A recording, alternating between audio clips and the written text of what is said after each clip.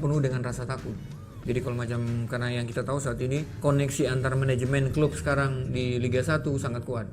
Jadi kalau macam ini nggak kepake, di sana juga nggak bakalan kepake. Jadi itu yang bikin pemain takut. Tapi memang kalau terkait pertanyaan Pangeran tadi soal apakah masih ada hal permainan seperti itu tuh dari junior Kakak Rocky itu anak pemain itu diajari tidak jujur.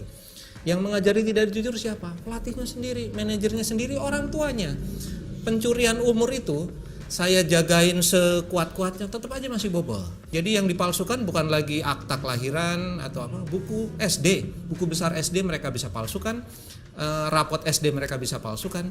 Jadi kebobrokan struktur ini memang sudah dari bawah.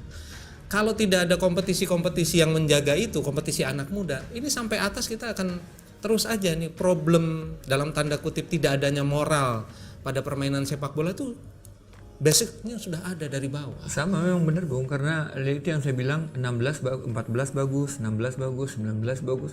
Kenapa di senior jadi bego? Karena memang mereka punya mental sudah tidak ada. Karena sekarang juga sudah berlaku tarkam anak SSB kok.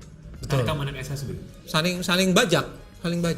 Jadi orang tua juga, ambisi orang tua yang bikin itu orang tua yang paling merusak. Orang tua yang paling merusak. Saya ngelatih, cara ngelatih saya beda. Pange punya berbeda, Bung punya berbeda. Anak itu tidak mungkin mampu untuk menyerap semua cara pelatih itu berlatih.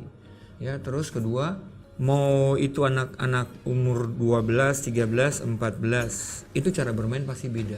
Ya walaupun anak itu punya kecepatan di usia masih di level 12, itu jarak kecepatan itu paling cuma selangkah, 1,5 langkah. Enggak mungkin bisa 2 sampai 3 langkah lebih. Pada saat seumuran dia usia 12 sampai 14 itu pada saat lari. Tapi kalau macam sudah lebih itu nggak mungkin umurnya sama. Itu baru soal teknis, soal non teknisnya. Terus itu lebih kacau lagi. Pada saat anak umur 12, 10 sampai 12 bermain, itu pasti maunya benturan.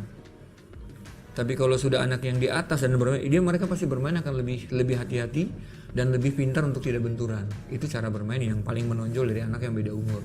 Kalau yang non teknis kayak gimana Mas Joy?